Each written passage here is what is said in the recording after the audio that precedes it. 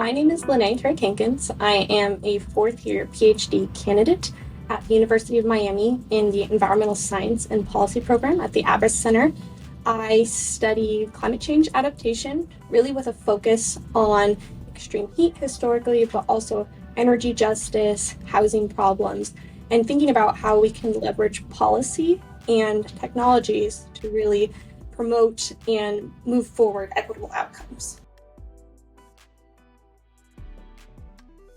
At present, I'm working on a collaboration project with mainly a local nonprofit here in Miami, which is Catalyst Miami, but also with the Miami-Dade County government. And that project is focused on understanding the burden of indoor extreme heat and really the energy implications around that here in Miami-Dade County. And that project came from really me just being a fly on the wall in a lot of the meetings and hearing kind of similar themes coming up over and over again in these meetings. It was so pivotal that we had that community partner, that we had the county partner for things like recruitment, for things like, making sure that our participants were set up with resources at the end of the project. A lot of times I feel like these kinds of projects, you point out a problem that somebody is living with, and then you kind of disappear, unfortunately. And so a big thing we wanted to focus on was, how can we honor our participants' involvement in this project and try to also connect them with solutions.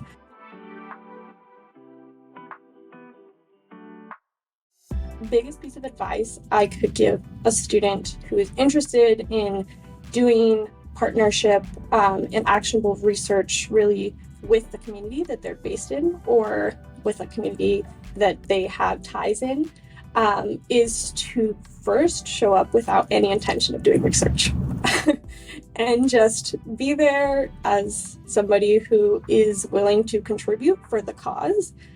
I think once people see that you are interested in outcomes that are shared outcomes and not just outcomes that progress your dissertation, that builds a lot of trust. And I think trust is the single most important thing that comes with doing actionable research well with community partners.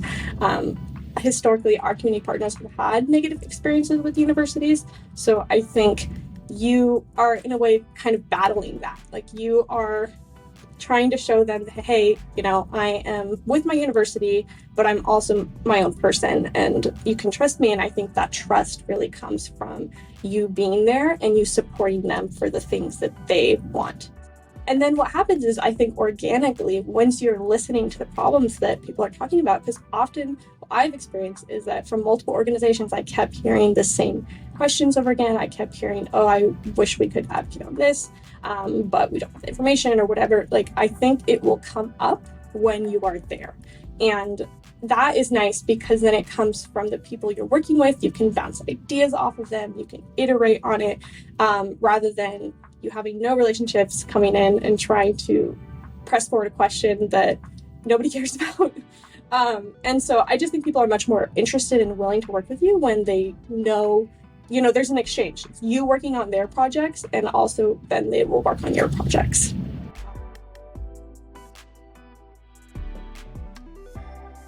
I really enjoy doing quantitative research, but I also have a background in art. So I tend to be really interested in those kinds of projects. And for me, that has looked like doing actionable, equitable research has been, hounding down on my skill set, figuring out collaboratively what is a question or a topic that's really important, but then, how can I uniquely contribute what I'm good at? For me, that has looked like quantitative data analysis, pointing out disparities in a really rigorous way, which is really helpful when it comes to people wanting to advocate for certain actions, whether it's like with our public service commission or at the county level.